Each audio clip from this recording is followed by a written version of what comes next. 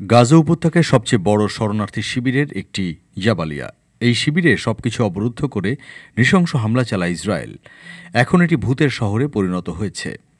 ৩ December কাতার ভিত্তিক সংবাদ মাধ্যম আল জাজিরার এক প্রতিবেদনে তথ্য জানানো হয়েছে।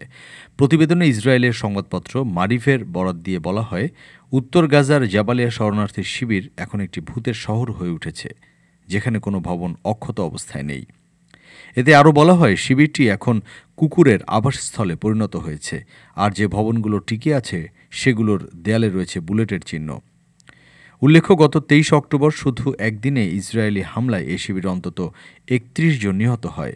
মাত্র ১.৫ বর্গ কিলোমিটারের কম আয়তনের এই শিবিরে ১,১৬,০০০-এর মতো নিবন্ধিত শরণার্থী বাস করেন। গোটা গাজা উপত্যকায় বড় যে ৮টি শরণার্থী শিবির রয়েছে তার একটি জাবালিয়া। এটি গাজার সবচেয়ে ঘন বসতিপূর্ণ এলাকার একটি, আর এমন জায়গায় যুক্তরাষ্ট্রের তৈরি ২,০০০ পাউন্ড ওজনের বোমাও ব্যবহার করে ইসরায়েল। ডেস্ক রিপোর্ট, আজ বার্তা, ঢাকা।